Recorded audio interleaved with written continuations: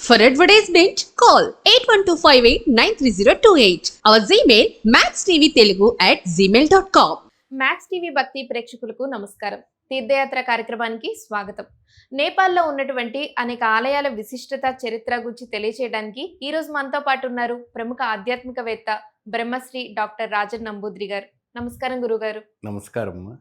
గురుగారు, దక్షిణ కాళీ అమ్మవారి ఆలయం పర్వత శిఖరంలో ఉంది కదా, ఆ ఆలయ విశిష్టత గురించి మాకు తెలియజేస్తారు. తప్పకుండా తల్లి.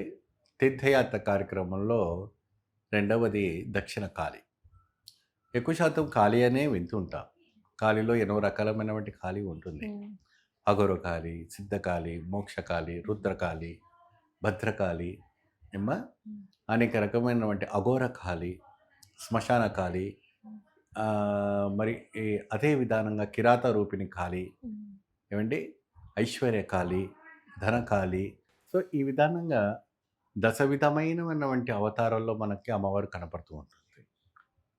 దక్షిణ కాళి అంటే మనకు సౌత్ ఫేస్లో ఉన్నటువంటి అమ్మవారు. ఏ ఫేస్ అమ్మా? South face. South face. South face అంటే ఎక్కువ శాతం మనం సౌత్ ఫేస్ అంటే దక్షిణ ముఖంగా ఏ విషయంలో కూడా మనము పూజ కానీ విశిష్టమైనటువంటి ఒక ప్లాట్లు కానీ ఇల్లు కానీ ఏది కానీ కొన్నారు కొంతమంది. ఇతర రాష్ట్ర వాళ్ళు అంటే తమిళనాడు, కేరళ వాళ్ళు అంతా కూడా సౌత్ సైడ్ ప్లాట్స్ ఇల్లు కొంటుంటారు. దక్షిణకాళిగా నేపాల్లో కాఠ్మండు నుంచి ఒక 33 కిలోమీటర్లో అమ్మవారు నివసిస్తుంటుంది. పర్వత శిఖరములు మధ్యన ఆ అమ్మవారికి నిరాకార రూపంగా ఉంటుంది. ఎలా ఉంటుందమ్మా? నిరాకారంగా ఉంటుంది.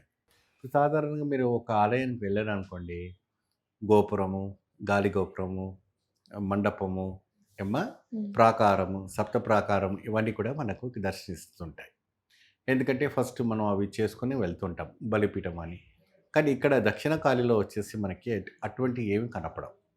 అమ్మవారికి గోపురమే ఉండదు, అమ్మవారికి ఎటువంటి ఆలయం ఉండదు. అమ్మవారి నిరాకార రూపంగా మనకి స్వర్ణవర్ణంతో నిర్మించబడి ఒక నల్ల రాయిలో ఉంటుంది. ఆవిడ గారిని విశేషంగామైనటువంటి తాంత్రికులు, అఘోరీలు, వామాచారం పూజలు చేసేవాళ్ళు, భానుమతి ప్రయోగము అనేక రకమైనటువంటి తాంత్రిక సిద్ధించేవాళ్ళు ఆ అమ్మవారి సాధన చేస్తారు. నవరాత్రుల్లో అమ్మవారికి దాదాపుగా 1 కోటి మంది దాకా పబ్లిక్ వస్తారు. 1 crore పైన పబ్లిక్ వస్తారు దక్షిణ కాళీకి. ఆ అమ్మవారు ఆ నవరాత్రుల్లో ఆ 9 రోజుల పాటు కూడాను ఋతుశ్రావణాలు అవుతాయనేసి ఇతిహాస పురాణాలు మనకు చెప్తున్నాయి.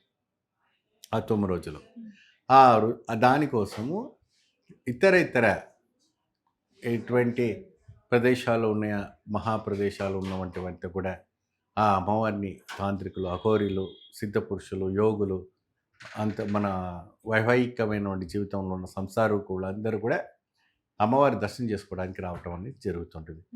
దక్షిణ కాళీని పూజించడం వల్ల మనకి ధనము, ఐశ్వర్యము, సిద్ధి, బుద్ధి, జ్ఞానము అన్నీ కూడా మనకు సిద్ధిస్తాయి. అనేక రకమైనటువంటి పిల్లలకి చదువు అబ్బుతాయి, దుష్టశక్తి సంహరణ జరుగుతుంది, అనేక రకమైనటువంటి శక్తులతో మనం బయటపడడానికి అవకాశం.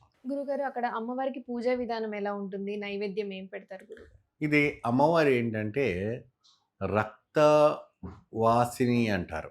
రక్తవాసిని అంటే ఏంటి అంటే రక్తాన్ని పీల్చే వంటి శ్వాసని రుచించే వంటి శక్తి స్వరూపిణి కాబట్టి అక్కడ బలి పూజ చేస్తారు.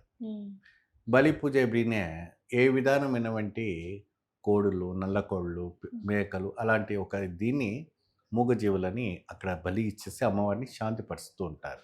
అక్కడ వంటి ఆరవైతే దానికి మోక్షం కలిగించి వాళ్ళ కోరిన వంటి కోరిక ఏది ఉంటో అది ఫలిస్తూ ఉంటుంది.